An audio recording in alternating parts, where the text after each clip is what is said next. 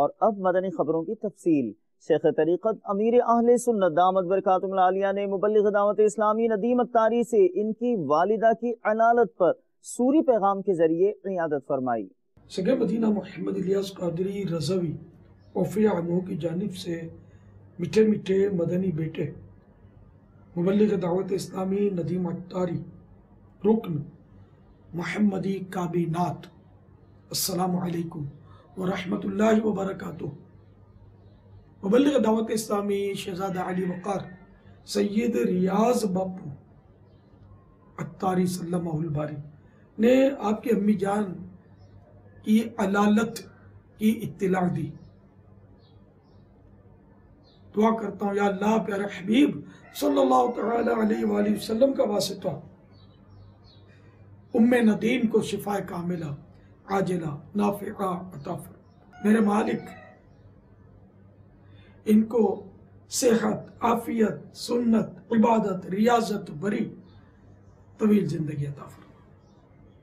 ان کا سایہ ان کی اولاد پر تا دیر قائم رکھ، ان کی اولاد کو بھی ان کی فرما برداری کی سعادت بخش، ان کی بے حساب مغفرت فرما، ان کے گھرانے کو بے حساب بخش دے، ہم سبھی کو یا اللہ بے حساب مغفرت سے مشرف فرما، آمین بجاہ النبی الامین صلی اللہ تعالی علیہ وآلہ وسلم۔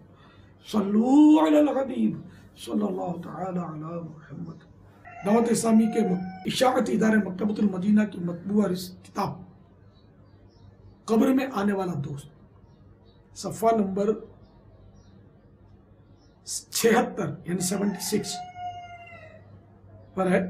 حضور اکرم نور مجسم صلی اللہ تعالی علیہ وآلہ وسلم نے ارشاد فرمایا، جس نے مرض الموت میں سورۃ الاخلاص یعنی قل هو اللہ احد شریف پڑھی تو وہ قبر کے فتنے اور اس کے دبانے سے محفوظ رہے گا۔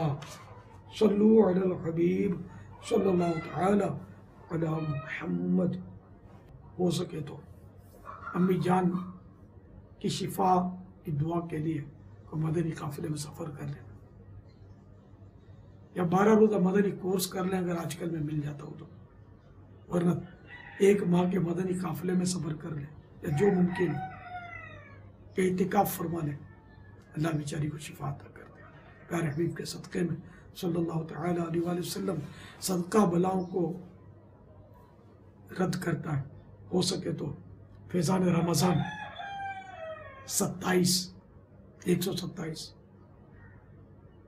یا 15 امام جعفر صادق رضی اللہ تعالیٰ عنہ کا یوم عرس 15 رجب المرجب کو ہوتا ہے، تو اس نسبت سے آپ تقسیم کر دیں، رجب شریف میں ہی تقسیم کر دیں۔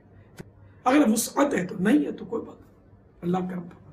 امی کی خدمت سے پیچھے نہیں ہٹنا، ان کو کسی قسم کا ٹینشن نہیں دینا، خوب خدمت کرنا، ان کے قدموں سے لگے رہنا، انشاءاللہ جنت ملے گی انشاءاللہ۔ سب گھر والوں کو میرا سلام، امی جان کو بھی میرا بہت بہت سلام۔ صلو علی الحبیب صلی اللہ تعالی علی محمد۔